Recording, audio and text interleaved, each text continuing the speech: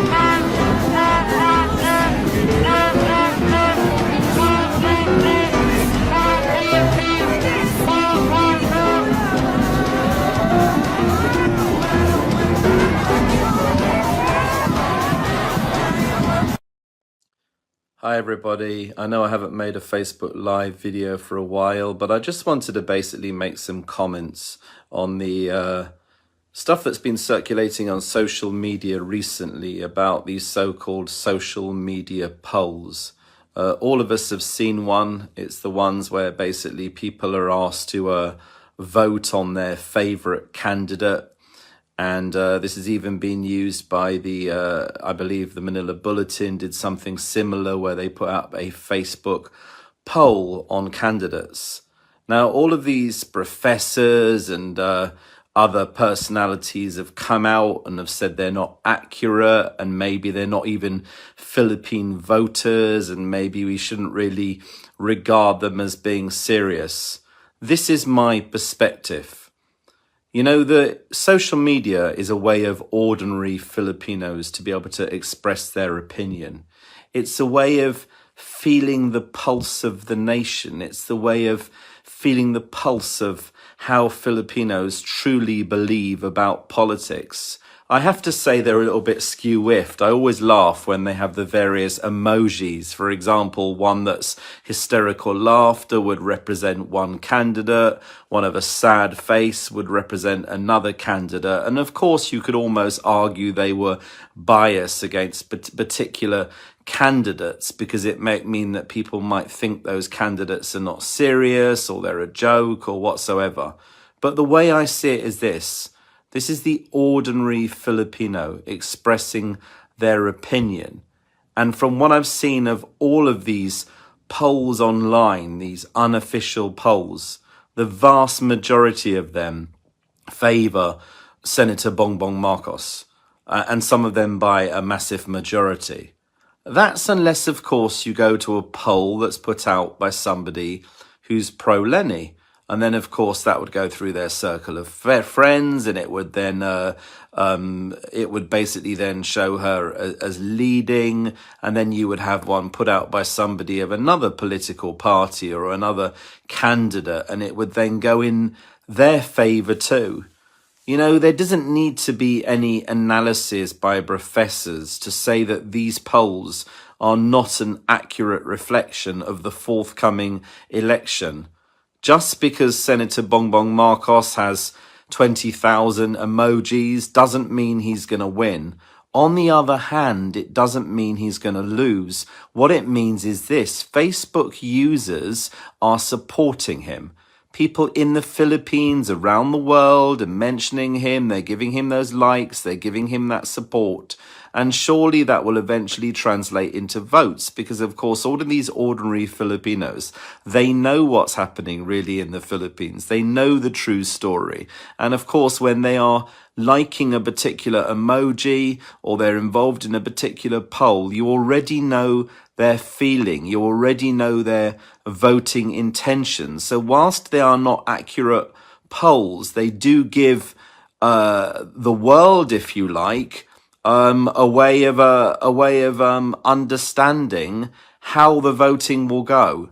And no poll is accurate. You could look at hundreds of polls and no poll is entirely accurate. But from what I can see, the overwhelming majority of polls do seem to be favouring BBM at this time. The fact is, these are all political games, political strategies, and these people who overanalyze it, these professors who say they are not real polls, and if somebody is voting outside of the Philippines, it's an issue.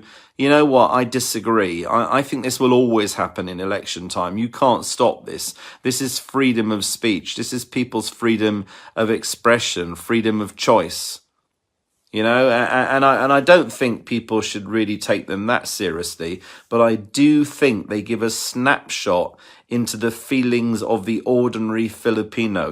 Social media, Facebook, has given people a choice, given people freedom, and given people a wake-up call. They can see the reality. They don't need to listen to the traditional media anymore. They can base their analysis of what's happening through social media. And I think that's a good thing. I think it's to be appreciated. I think it's to be recognized. Thank God we have social media. Thank God we have Facebook. And thank God we do have these kind of polls. Anyway, that's all I wanted to say anyway. And of course, good luck to everyone in the forthcoming election. Let's hope that the fact checkers don't skew with what I hope will be a peaceful and an accurate election, and of course an accurate campaign. And of course people should be able to have their own freedom of speech, their own freedom of expression. I'm all for that. And to those people who rely on these polls so heavily, my word is, get over it. Let's see what happens on election day. Of course they're not an accurate sample, but what they do is they give the Filipino public an idea about how people in the Philippines are feeling at the moment, and that's what they're worth and what they're for. Anyway, thanks guys. Maikli at simple lamang itong naging programa sa paggunita ng 1986 EDSA People Power Revolution. Pinangunahan ito ni na Department of the Interior and Local Government Secretary Eduardo Año at Quezon City Mayor Joy Belmonte.